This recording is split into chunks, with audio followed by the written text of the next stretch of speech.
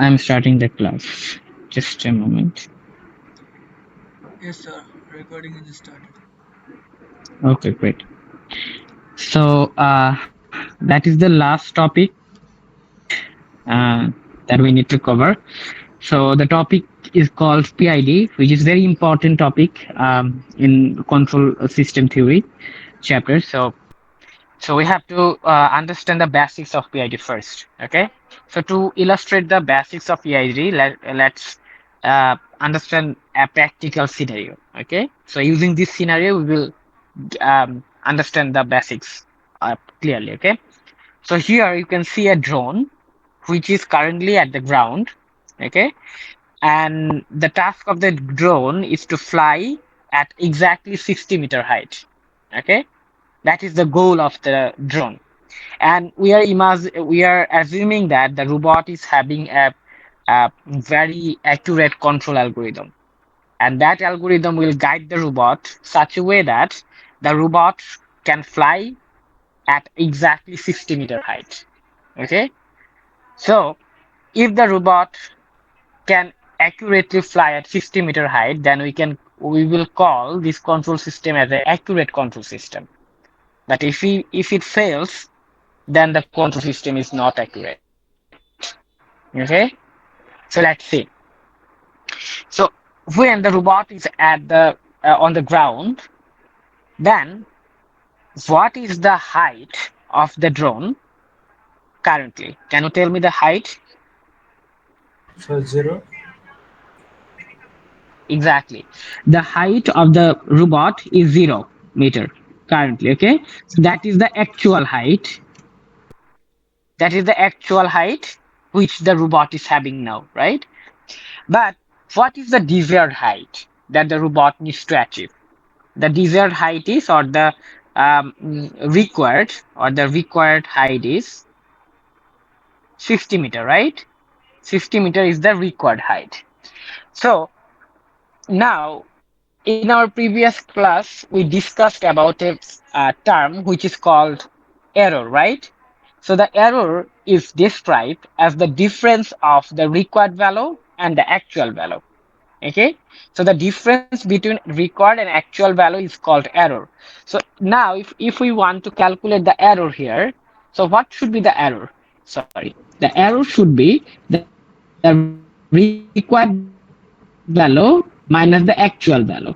So here the required value is 60 and the actual value is 0, so the error should be 60.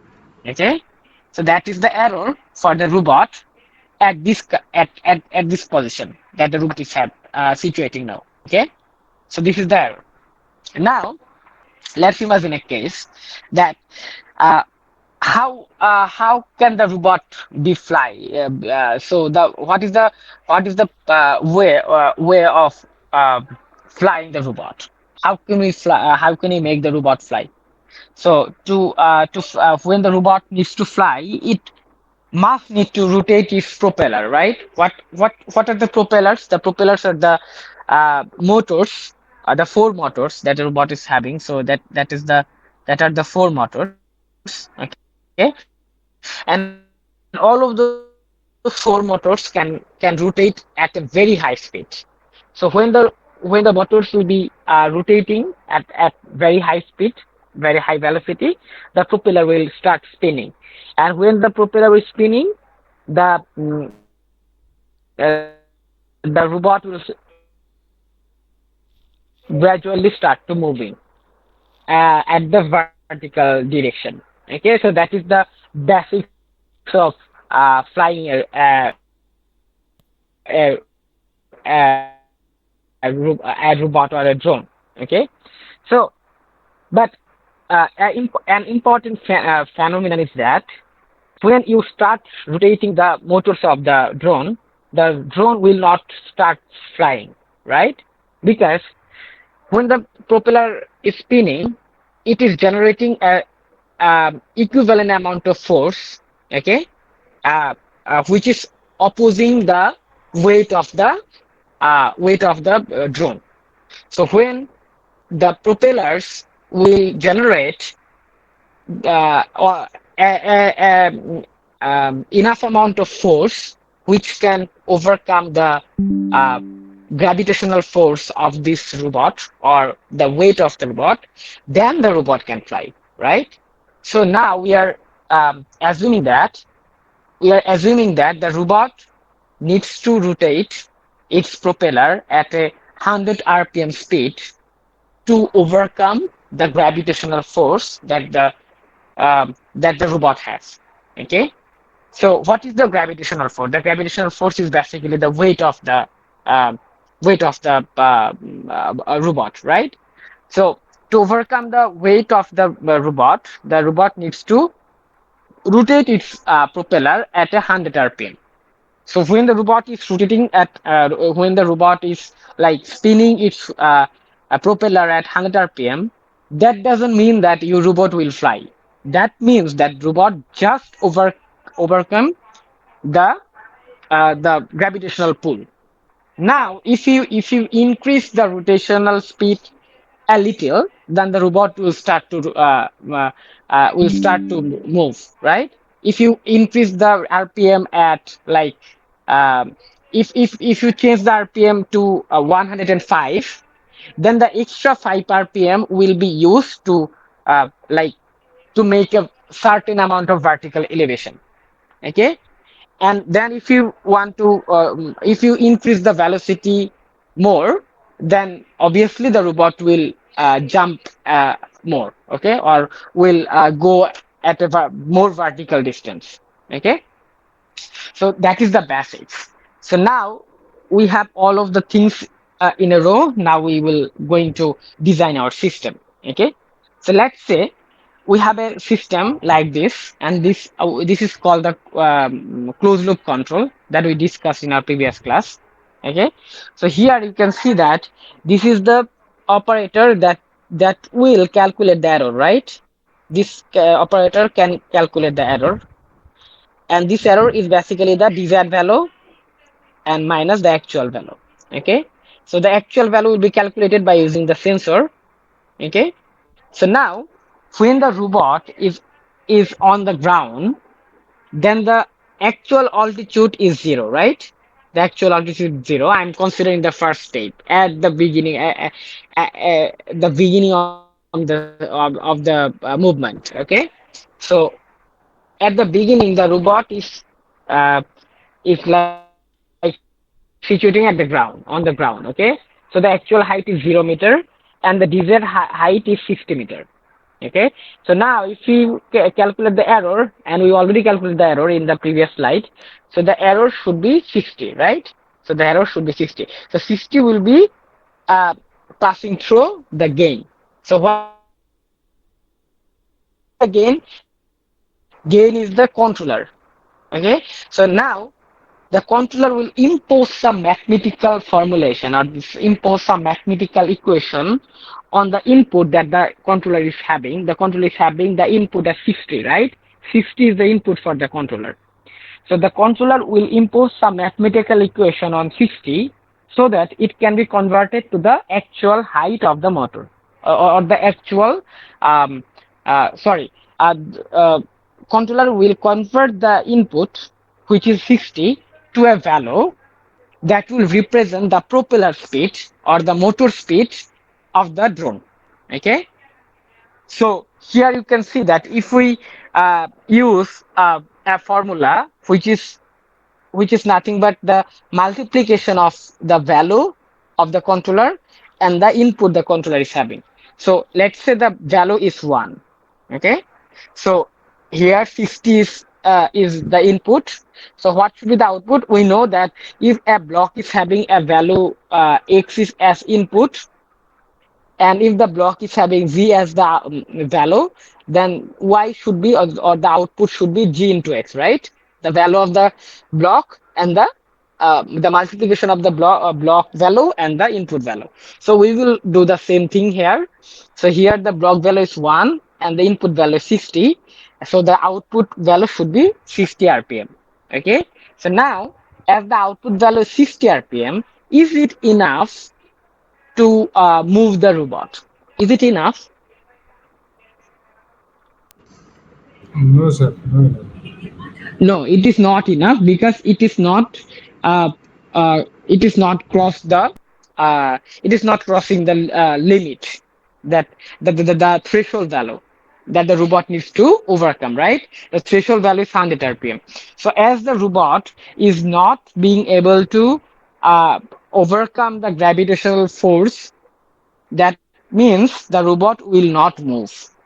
So if we use the gain value as 1, then we identified that the robot will not move. Okay? So how can we adjust the system such a way that the robot will move? Can you tell me what is the adjustment that we can make here? You can decrease error.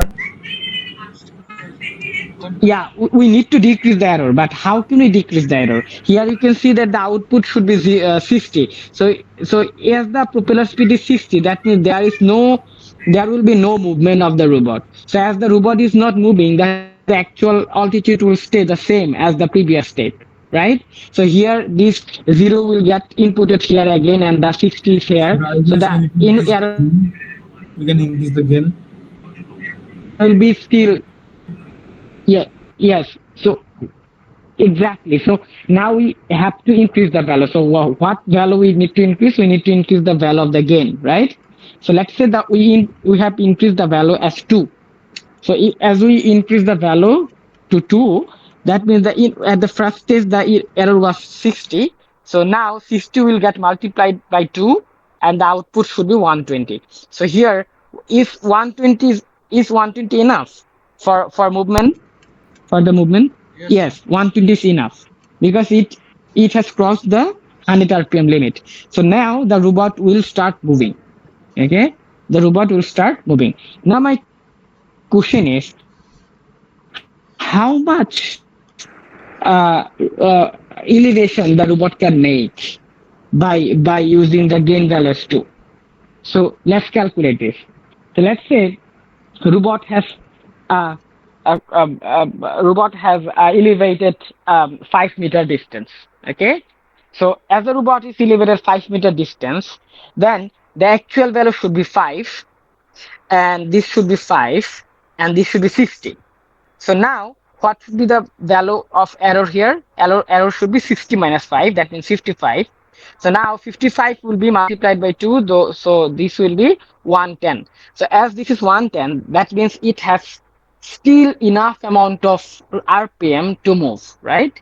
That means the robot will not stop at 5 meter, it will make some further movement, right? So that means the robot will go uh, uh, a little further. Okay. So now let's imagine that the robot um, has 10-meter distance. So when the robot has 10-meter distance, then 60 is here, 10 is here, so 50 should be here. So now 50 will be multiplied by 2, so 100 is here now. So as we have achieved at 100 rpm now, that means the robot will stop its movement here because 100 rpm is the threshold value. If you have 100 rpm, then the robot will not move, but it will stay here. Okay, that means the robot will be flying at 10 meter height. It will so if you use gain as 2, the robot will start moving from here, and it will go upper and upper, and then when it achieves at 10-meter height, then it will stop. Okay, so that is the thing that the robot will do. Okay, so now, but we need 50-meter height, but we can achieve at least at max 10-meter height if we use 2 as the gain. So now, can we increase the gain a little? Yes, we can. So let's say we have increased the gain as 10 meter. So sorry, at 10. So now can you tell me how much distance it can cover when we use 10 as a gain? Yes, you can brute force. You can like increase the height little bit more, and you can check whether the speed has increased, if speed has achieved 100 rpm or not. If the speed has achieved 100 rpm, Then you need to record the value of actual height, and that height will be the final height for the robot using the gain of 10. Is it clear?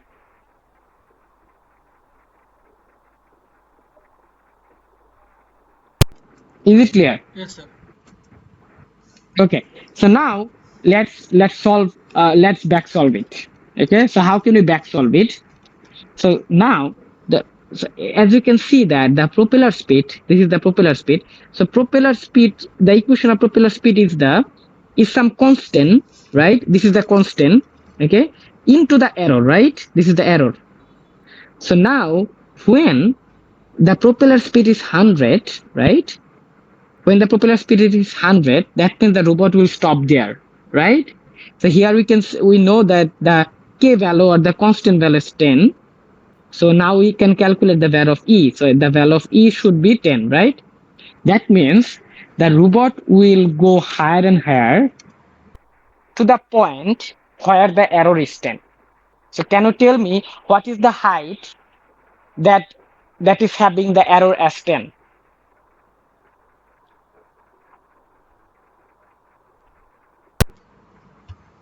What is the height? Sir, 50 meter. 110. Yes, it is 50 meter because when the height is 50 meter, then the error will be 60 meter minus 50 meter. That means 10 meter.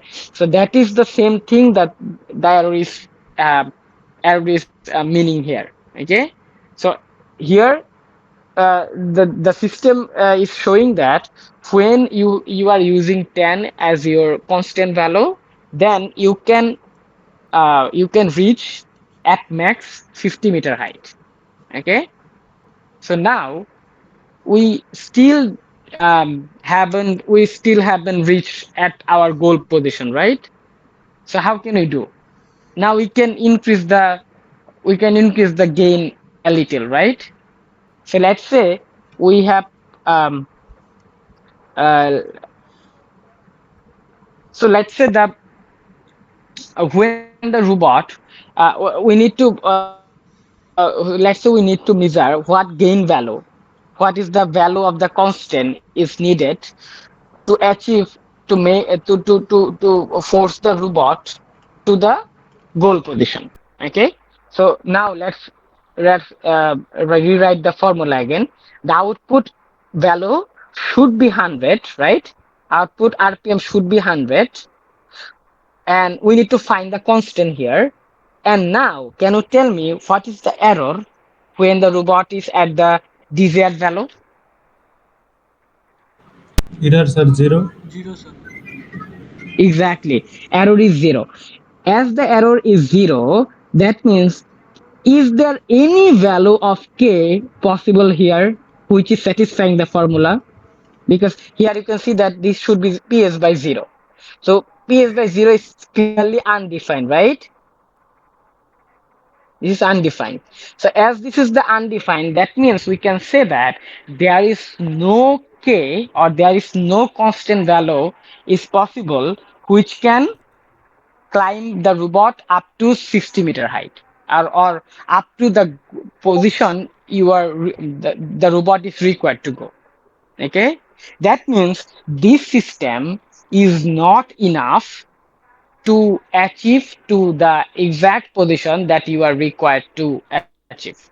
Okay, so this is not enough, this system is not enough, this system will never make any control signal that will make the exact amount of height that the robot is required. Okay, that you require to achieve. Okay, so that is the problem here. So here you can see that so far so yeah, we can't achieve at 60-meter height, because when we achieve the 60-meter height, the error will be zero. And when the error is zero, the as much the as the more you the any value you can choose for the constant will not satisfy, right? Will make the propeller speed as zero. Okay, so the any value you can choose, the propeller value will be zero. So if, as the propeller speed is zero, that means the robot will start to fall. right? Will start to fall. So that means you can't achieve at 60-meter height, but you can achieve 59-meter height, right? Because 59-meter height will not, I mean, will not make the equation any problematic, right? So when you are at 59-meter height, then what is the error? 1. Yes, error is 1. Now let's calculate the value of k. So here k is into error is 1 and propeller speed should be 100 when you are at 59. That means you will be we will be stable at 59, right? You are trying to do this. So that means at exactly 59-meter height you have to achieve at 100 rpm. That will make you stable at 59-meter height. Okay, so now let's calculate the k. So here k should be clearly 100. Okay, that means if you give the constant value as 100, then you can achieve at most 59-meter height. Okay, so that is the maximum amount of distance you can cover by using your robot. Okay, but you can't achieve 16 meter height exactly. But you can achieve 59.5, 59.6 because that will not make error zero.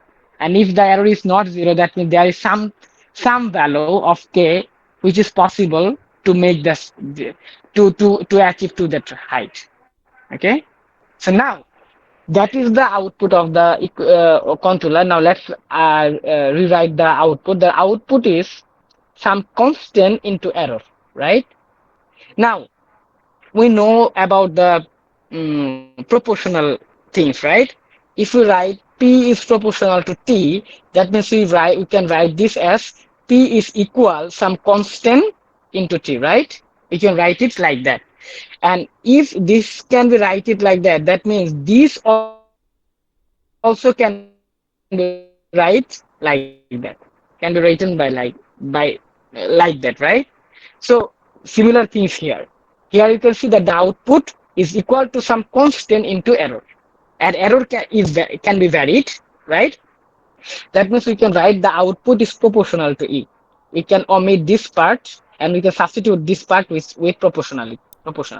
So here we can see that the output velocity or the output propeller speed is directly proportional to the error. So that is why this control is called proportional control. Okay. So here is you can see that the output is equal to some constant. Here we are writing the constant as kp and error is error. So as we are writing this like this in this form, that means this is clearly a proportional control equation. So here you can see that this is the equation of proportional control. Okay, so far we have discussed about a specific controller which is called proportional controller, but the problem of the proportional controller is that you can't achieve exactly the value that you are requiring from the robot by using the proportional control, because proportional control will eventually fail to achieve to the exactly the same value that you are requiring. Okay, so that is the problem of the proportional control. So we can say that the proportional control will always have some error. It can't make the error zero. Okay, it can't make the error go away. It will always have some fixed amount of error at its output. So that is the problem of proportional control. So you can see like this that here you can see that this is not important. This is very important. Here you can see that the output is having a equation like that. Let's say this is the 59-meter height. So your robot can climb up to 59-meter height and it will be stable in this height, right? So but this amount of error will still be in your output. So this is the one error is equal 1. So this amount of fixed error will always be at your will be present at your output in your output. Okay, this can't be zero. So this is the proportional output curve of your proportional control. Okay, so now let's solve this problem. Let's try to make the error as small as possible. So how can we do that? We are we are updating the formula. So far the formula was kp into error. Now what we are doing, trying to do, we are adding an additional part, and the additional part is ki into summation of error. Okay, so this is the additional part. This part is very powerful. So I'm explaining this part first. So for this part is basically here ki is a constant. You don't need to worry about it. It is basically the constant. But this part is basically a summation of error.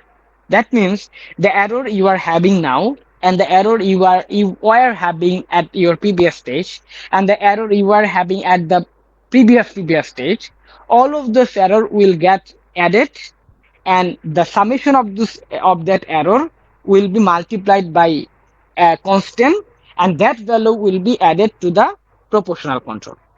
Okay, so let's say at the first stage you are having one error, right? So the equation will be kp into e1 plus ki into e1. Because why e1? Because we have just one error so far. That means the equation will be like that. But at the second stage, what is the equation of the second stage will be? Equation will be kp into e2, because now at the current stage the error is e2. Always proportional control will use the current error, not the previous error. Okay, proportional control will always use the current error. So kp into error 2 plus ki into, so far as two error is generated, that means we have to sum those two errors. So e1 plus e2. Okay, so that is the second part. So you need to calculate like in this way. Okay, so why this term is important? Why this term is important? Here, this term, as you can see that this is basically considering just an instantaneous error, just the error the robot is having now. That is the problem why your robot can't achieve at 60-meter height. Because when the robot at exactly at 60-meter height, error will suddenly reduce to zero. And as the error is zero, that means this part will get zero. So proportional control will fail here. But here you can see that the integral control is summing up all of the previous error. So the robot is climbing up the height. As the robot is climbing up the height, so it is having some error at each of the stage, right? Robot is having some error. So at each individual stage the robot is having some error, and all of those error will get added. So as all of those error is getting added, that means when the robot is at this height, okay, then this part will be removed, but this part will not get removed, because here you can see that this when the robot is at this height, no new error will not get added because error is zero, but previous error is already stored here, right, in this summation part. That means some error will be still exist in this integral control, because you having e1, e2, e3, e4, all are the valid error, right? But new errors, let's say this is e4, or next step is e5, all of those errors are zero because you are at 60-meter height. But you have e1, e2, e3, e4, which will generate the speed that you are required to situate at this error. Okay, at this height. Okay, so that is the beauty of integral control. So this is basically the integral part. Okay, because you are integrating the error. Okay, so here we are discussing about the integral part. So as we are combining the proportional part with integral part, that is why we are calling this as proportional and integral control, in short PI control. In short, PI control. But the problem is, here PI control is also having a problem. The problem is, as all of those error is getting added, that means the robot will go at a faster rate. But when the robot is needed to stop here, but if the previous error are very big, then This will make a huge amount of shift, and that will create the robot will climb at a higher distance than it was required. Okay, because it has a lot of errors at its previous state, and let's say the error is was 60, 50, 30, 40, sorry, 20, 10, 5. So as all of those error will get added, so 60 plus 50 plus 40, so those are uh, those are the big value, right? This is exactly the big value. So when you are multiplying some constant with here, this value will can make greater than 100 rpm, right? It is possible, right? If it is making greater than 100 rpm, then it will not stop here, it will go a further distance. So that is the problem of integral control. The integral control can make a overshoot. This is called the overshoot. Okay, overshoot means you have achieved more distance than you are required. Okay, so that is called overshoot. So integral the problem with integral control is integral control can make a great amount of overshoot. Okay, that is the problem of integral control. So now we are trying to solve this overshoot error. So how can we solve this overshoot problem? We can integrate another part which is called derivative part, and that derivative part is basically the current error minus the previous error. Okay, this so the derivative control is only considering two error, the error the robot is having now, and the error the robot was having in the previous stage. These two error will be differentiated, and those difference will be multiplied with a constant which is dkd, and this value will get added to the previous part, which was kp proportional integral control. So now let's understand why this is helping. Okay, why this is helping. So here you can see that as you are approaching to the 60-meter height, so here the let's say the height was 10, so this is 15, right? So when the height is 10, what was the error? The error was 50, right? Because 60 minus 10 is 50. So when the robot is here, what was the error? The error was 45, right? So now, if if we are at the second stage, then what is the E2 minus E1? Can you tell me? E2 is 45 and E1 is 50, right? That means the difference is minus 5, right? So now you are multiplying some constant with some minus sign. That means the the amount of speed that the proportional or integral are collaboratively making will be reduced by the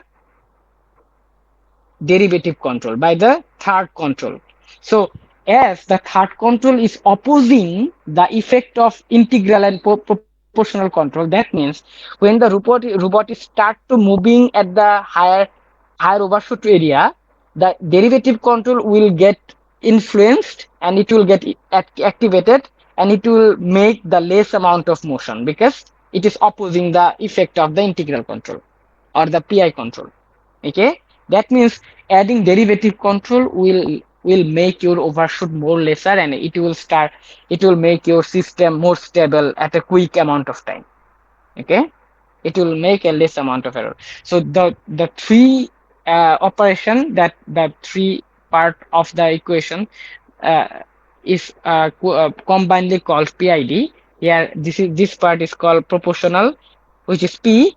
This part is called integral, and this part is called derivative. So all of those three parts are combined as PID control.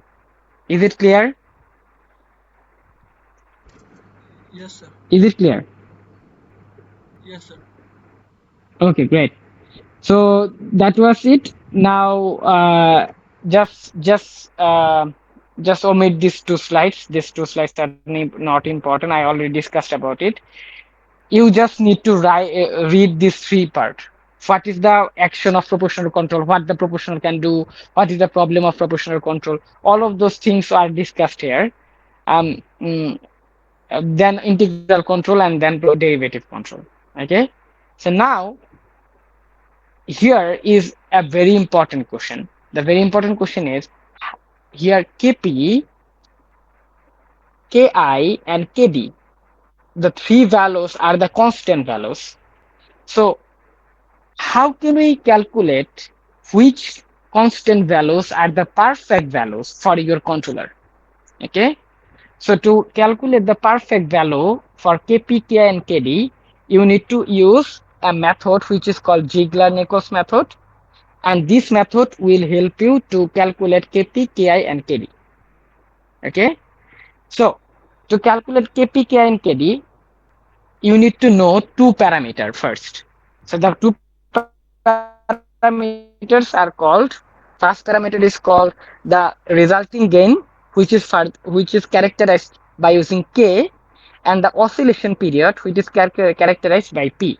Okay, so in your exam you can frequently see that the resulting gain is given and the oscillation period is given. If the resulting gain is given, that is basically representing the value of K, and the oscillation period, that is basically representing the value of P. Okay, so those two values will be required when you are calculating Kp, Ki, and Kd. Okay, so those two values will be provided to you at your in your question paper. Okay, now let's calculate Kp, Ki, and Kd. So there can be three types of control system. One can be only P control, one can be PI control, and another variation can be PID control. So those are the three types of control that robot frequently uses. Okay. So if you are using only P control, then you are just having one particular parameters here, and that parameter is Kp. You don't have Ki, you don't have Kd, because you are just using P control. That means only proportional part is present. Okay, so we just need to calculate Kp. So when you are using a P control, then you just need to calculate Kp, and the formula of Kp should be 0.5 into K. And then you can ask me, sir, what is the value of K? I've already discussed about it. The K is basically the resulting gain that the question will provide to you. Okay, so you just need to multiply 0.5 with K. That will create the value of Kp. Okay, so that is the way you can calculate the Kp for the P control. But if in your exam, if you find that the control is not P control, rather it is PI control, then you need two parameter, right? Because you are having proportional and integral control combinedly, so you need to calculate Kp and Ki, proportional for proportional Kp and for integral Ki. So for proportional control here, when you are using PI control, the equation is completely different than the P control. Okay, so the equation is Kp is equal 0.45 into K, and the Ki should be 1.2 by P. So what is the value of P? The P is oscillation period. Okay, so you need to use these two formulas to calculate Kp and Ki if you are using PI control. But if you are using PID control, that means all of those three parameters are required to be calculated. So Kp, Ki, and Kd are all of those values are will be needed to be calculated. Okay. So how can we calculate the Kp, Ki, and Kd? Formula is given here. The formula is Kp is equal 0.6 into K, Ki is equal 2 by P, and Kd is equal P by 8. So these are the formulas that you need to memorize. And in your exam, a specific control algorithm will be provided to you. And by looking at the control that the question is providing, you need to choose which sets of formula you are going to use. If the controller is PI controller, then you should use the PI control problem equation sets. But if you are using PID control, then you should use the third column. Okay, so that is the way you can calculate Kp, K, and Kd. Is it clear or not? Yes, sir. Okay, great. So that was all for PID. Now I'm going to discuss about a specific problem.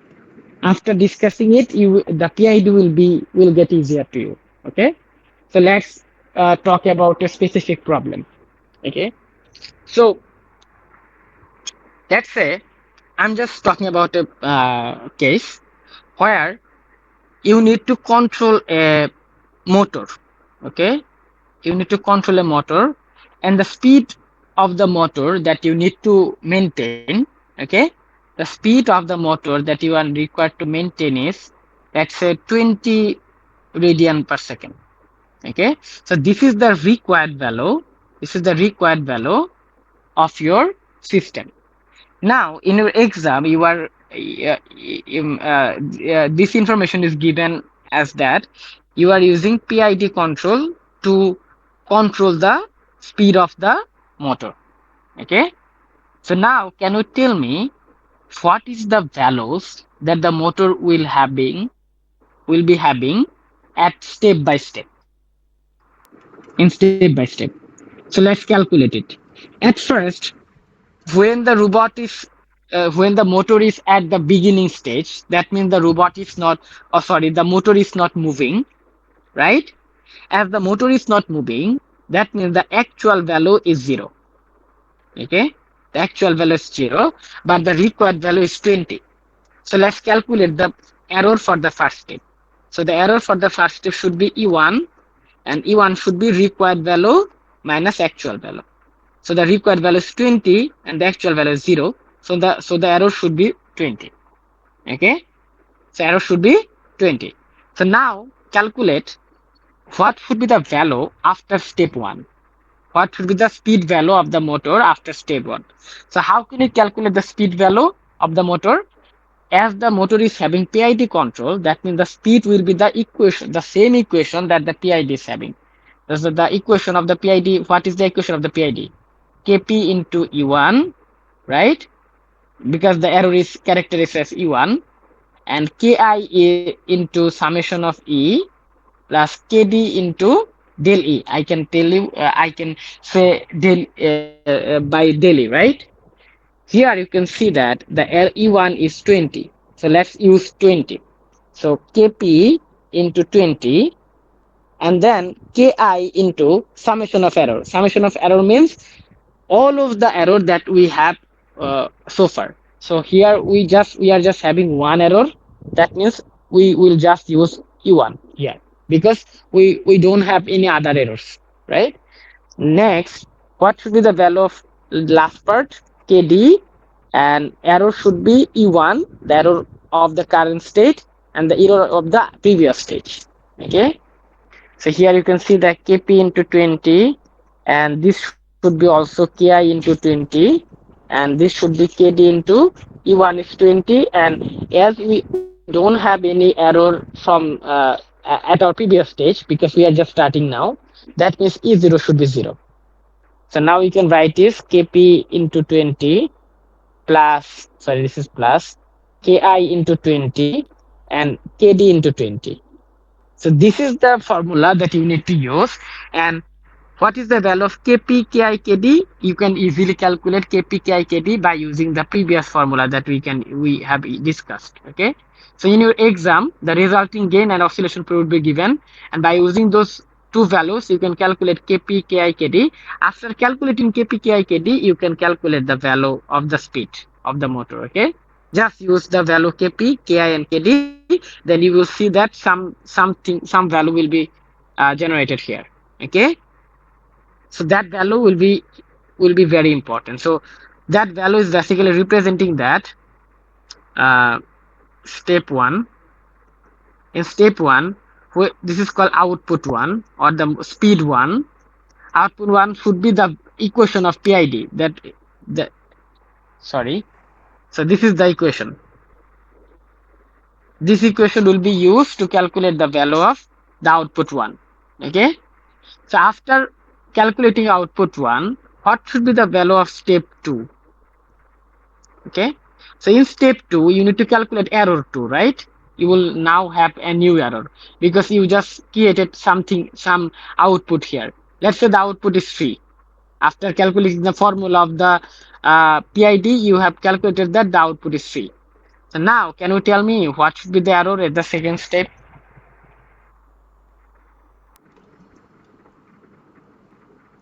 Can you tell me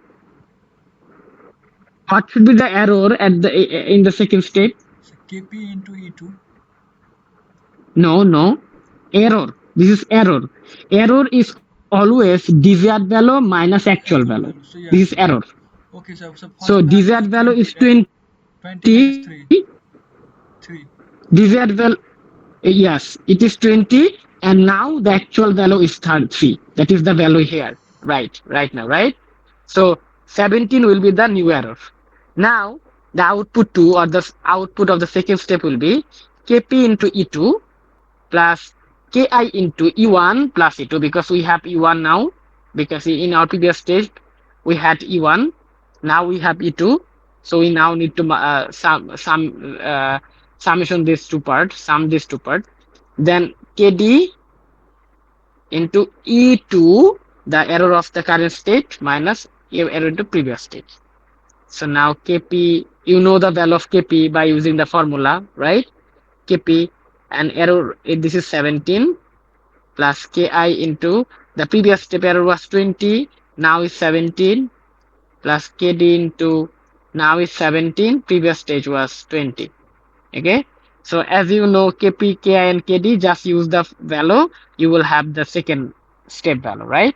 So here by using this method you can calculate new output. Okay, so by using the output, you can calculate the error for the next step, and then the next output, then the next error, then the next output. You just need to follow this step.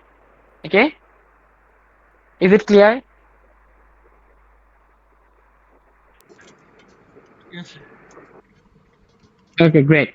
So this is the way that you need to follow to calculate the step-by-step output.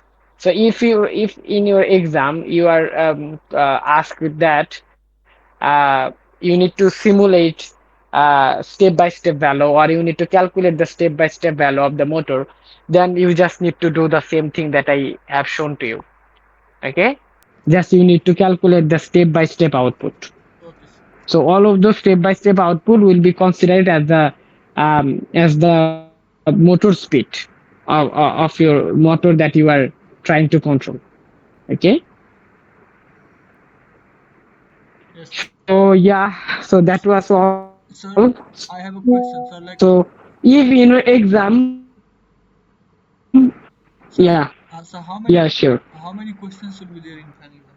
Tell me your question. Ask me your question. So how many questions will be there? Okay. In your final exam, you will be having, yeah, you will be having exactly four sets of questions. You will be having four questions. So all of those four questions will be similar to your quiz question. So you have already looked into your quiz question. You know about the structure. So those types of questions will be in your exam. But you need to answer uh, uh, uh, four questions, and there will be no options will be provided to you. Okay, no options will be there. So you need to And sir, answer all of the questions, and it will consist, it will have exactly 35 marks. Okay, so the four questions will carry 35 marks, which is exactly the same marks that your final which is exactly the same of your final marks. Okay, the final is having exactly 35 marks. Okay, and exam duration is 1 hour and 30 minutes. That is more than enough. Okay, so the question is very easy. You just need to follow the way that I have shown to you, and just follow the way, and all of the things will get easier to you. Okay, okay, sir. okay, great. Do you have any further question? No, sir. Okay, great. So that's all. So we have completed our syllabus. So now uh, I will